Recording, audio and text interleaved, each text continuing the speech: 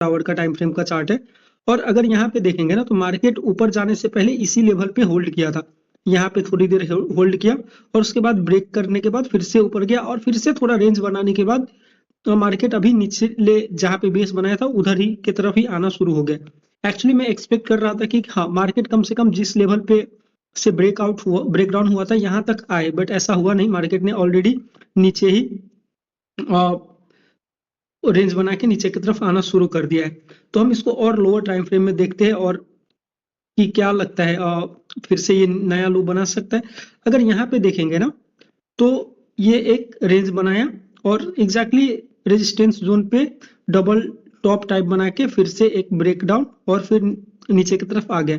अगर अभी देखेंगे तो मार्केट ये जो हमारा लेवल है ना, यहीं पे अभी नीचे की तरफ आ गया। अगर देखेंगे तो 1,09,865 ये हमारे लिए एक स्ट्रॉन्ग सपोर्ट का काम करेगा ये लेवल।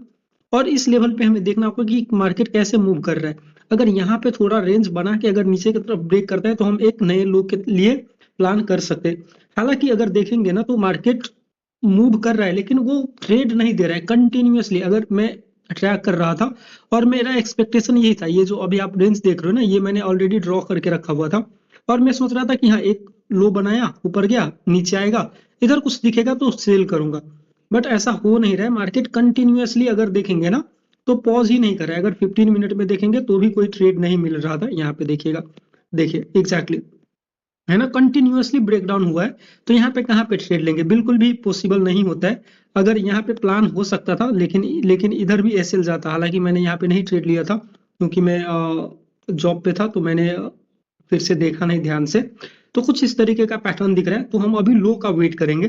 लो पे कुछ दिखता है अगर नीचे की तरफ तो हम एक नए लो की तरफ जाने के लिए ट्रेड प्लान कर सकते हैं। अगर नहीं तो फिर से यहाँ से बेस बना के फिर से ऊपर की तरफ जाएगा तो फिर प्लान किया जाएगा। अब बिटकॉइन के बाद इथेरियम देख लेते हैं। देखिए इथेरियम भी सेम है लेकिन इथेरियम एक्चुअली ज्यादा इंटरेस्टिंग है। अगर इथेरियम का ये 4 आवर का टाइम फ्रेम का चार्ट है और जहां से ये लेवल ब्रेकडाउन हुआ था, जहां से फॉल होना शुरू हुआ था, एग्जैक्टली उसी लेवल पे गया मार्केट और उसको रेजिस्टेंस फेस करके नीचे की तरफ आया। ये 4 आवर का चार्ट है। अब 1 आवर में ज्यादा बेटर दिख रहा है। अगर यहाँ पे देखेंगे तो ब्रेक डाउन यहीं से हुआ था, हालांकि एंट्री नहीं मिल रहा है। अगर ये देखेंगे तो यहाँ पे एक रेंज का ब्रेक आउट हुआ और फिर ये रेजिस्टेंस फेस करके नीचे की तरफ आना शुरू हो गया। अगर यहाँ पे देखेंगे तो मार्केट क्या कर सकता है, ये एक कम से कम यहाँ तक तो आए और उसके बाद अगर ऊपर की तरफ जाता है तो ऊपर, नहीं तो ये बेस जो है ना अभी तक बेस पे आया हुआ नहीं है। तो मैं एक्सपेक्ट कर रहा हूँ कि हाँ कम से कम यहाँ तक आए और उसके बाद जिस तरीके से अगर मूव करता है नीचे की तरफ करता है तो ज्यादा अच्छा मैं एक्सपेक्ट कर रहा हूँ कि हाँ नया लो की तरफ जाए। तो कुछ इस तरीके का पैटर्न दिख रहा है। फिलहाल हमारे लिए पहला सपोर्ट ये रहेगा। तो अगर इसको ब्रेक करेगा तो यहाँ तक हम एक्सपेक्ट कर सकते हैं जहां से मार्केट ने बेस बनाया हुआ था। तो कुछ इस तरीके का दिख रहा है। अब यूरो यूएसडी देख देते हैं। देखिए यूरो यूएसडी में मैंने 2 ट्रेड लिया हुआ था।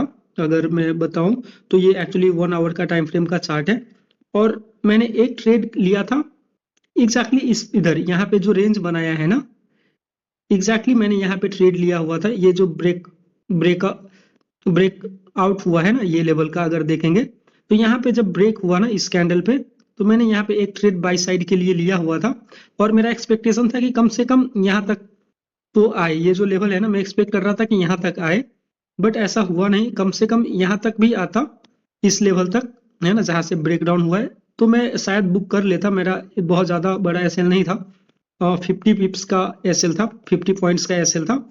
लेकिन वो ऊपर तो गया 1:2 मुझे दिख रहा था बट मैंने बुक नहीं किया था और फिर वो नीचे की तरफ आ गया और मेरा एसएल यहाँ पे हिट हो गया।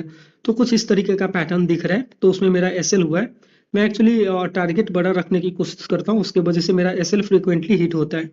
अब इसको 15 मिनट में देखेंगे ना तो यहाँ पे भी एक एंट्री है। अगर मैंने देखा होता तो मैं श्योरली यहाँ पे एक ट्रेड बनाता, फिर से एक मैं बाई साइड के लिए ट्रेड लेता क्योंकि यहाँ पे ना रेंज है और रेंज को बहुत ही सही ब्रेकआउट हुआ है और एंट्री भी दिया है। अगर 5 मिनट में देखेंगे ना तो परफेक्ट एंट्री है। हालांकि ये कंटिन्यूएशन में होता है एंट्री, लेकिन एसएल बहुत बड़ा नहीं है। अगर यहाँ पे हम एंट्री करते तो टारगेट तो खैर ये कम से कम रहता और भी ऊपर देखेंगे तो यहाँ तक टारगेट प्लान हो सकता था, लेकिन वो मैंने देखा नहीं, नहीं तो मैं यहाँ पे पक्का भी ट्रेड लिया होता।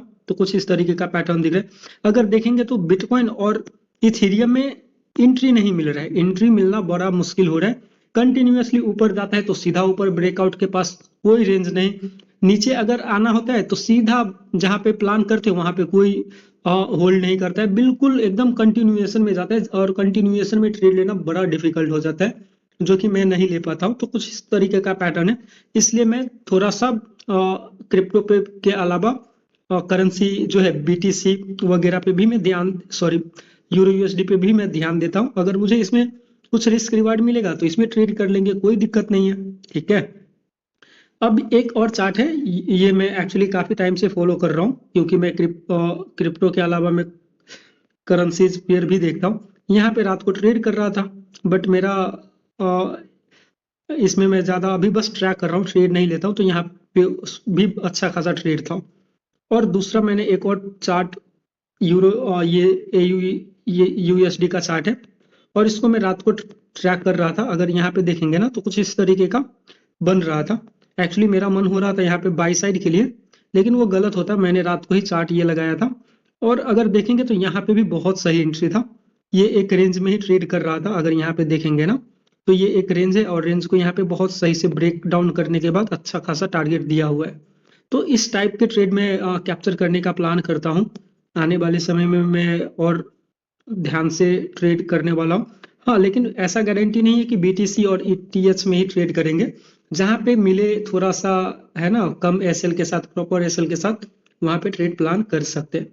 तो बस इतना ही था आज के लिए, मिलते हैं नेक्स्ट वीडियो में। चैनल को कृपया सपोर्ट करिए, धन्यवाद।